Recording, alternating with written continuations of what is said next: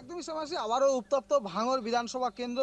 আর vote পরবর্তী হিংসাতে ভাঙড় উত্তপ্ত হয়ে উঠেছে। ভাঙড়ের শাসক দল অর্থাৎ পরাজিত যে শাসক দল তৃণমূল, তৃণমূল কংগ্রেসের যেসব নেতৃত্ব বা কর্মী সমর্থক ছিল তাদের বাড়ি লক্ষ্য করে ভাঙচুর করা হচ্ছে, বোমাবাজিরও অভিযোগ উঠেছে। শাসক দলের পরাজিত শাসক দলের তরফ থেকে অভিযোগ করা হয়েছে। এবং পাশাপাশি তৃণমূলের যে কর্মী সমর্থক তাদের বাড়িতে রীতিমতো ইন্ডিয়ান সেকুলার ফ্রন্টের যে আইএসএফ এর নেতা কর্মী সমর্থকেরা রয়েছে তারা রীতিমতো সেই তৃণমূলের বাড়িতে গিয়ে ভাঙচুর করে এবং ঘর বাড়ি লুটপাট করারও অভিযোগ উঠেছে আইএসএফ এর বিরুদ্ধে।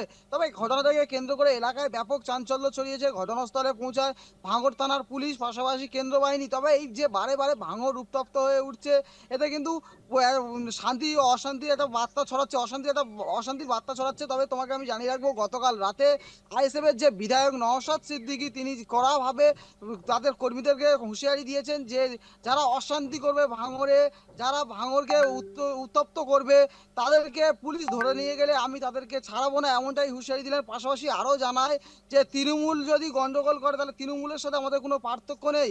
অর্থাৎ তিনি বারবার শাসক দল, পরাজিত শাসক দলকে কটাক্ষ করেছে। পাশাপাশি তিনি আরও বলেন যে শাসক দলের মতো যদি আমরা গুন্ডামি করি তাহলে শাসক দলের সাথে, এই পরাজিত শাসক দলের সাথে তাহলে আমাদের কোনো পার্থক্য নেই বলে তিনি আরো বলেন যে আমার যে এমএলএ সার্টিফিকেট, ভাঙড়ের শান্তপ্রিয় মানুষ যারা আমাকে বিধায়ক করেছে ভাঙড় থেকে, তাহলে সেই সার্টিফিকেটের মূল্য নেই আমার কাছে, আমি সেই সার্টিফিকেট ছিঁড়ে ফেলে দেবো, এমনটাই তিনি জানিয়েছেন। পাশাপাশি কিন্তু ভাঙড় কিন্তু বারবার উত্তপ্ত হয়ে উঠছে, বারবার অভিযোগ উঠছে আইএসএফ এর বিরুদ্ধে। যেহেতু আইএসএফ ভাঙড় বিধানসভা কেন্দ্র থেকে একটিমাত্র বিধায়ক হয়েছে এবং বিধানসভাতে আইএসএফ এর তরফ থেকে নওশাদ সিদ্দিকী যাবেন। তবে বারবার যেই ভাঙড় উত্তপ্তকে কেন্দ্র করে নওশাদ সিদ্দিকী কিন্তু কড়া ভাষায় হুঁশিয়ারি দিয়েছে আইএসএফ কর্মী সমর্থকদের। শ্যামাশ্রী, পুলিশের ভূমিকা কতটা দেখতে পাচ্ছ এই মুহূর্তে দাঁড়িয়ে? একদম পুলিশ ঘটনাস্থলে গতকাল ঘটনা ঘটার পরেই পুলিশ যখন খবর পায় এবং পুলিশ সঙ্গে সঙ্গেই ঘটনাস্থলে পৌঁছায় এবং পুরো ঘটনাকে নিয়ন্ত্রণে আনে এবং তদন্ত শুরু করেছে। তবে এই ঘটনার সাথে যারা জড়িত থাকবে সম্পূর্ণ হুঁশিয়ারি দিয়েছে নওশাদ সিদ্দিকী, যারা কোনো দল নয়, কোনো রাজনৈতিক উত্তেজনা নয়, যাকে পুলিশ দোষী মনে করবে পুলিশ তাকে গ্রেপ্তার করবে এবং নওশাদ সিদ্দিকী কাউকে ছাড়াতে যাবে না যদি দোষী হয়।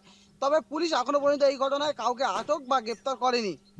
একেবারে সমস্ত অনেক ধন্যবাদ সৌরভ, এতক্ষণ আমাদের সঙ্গে ছিলেন সরাসরি আমাদের প্রতিনিধি সৌরভ বিশাল, দক্ষিণ চব্বিশ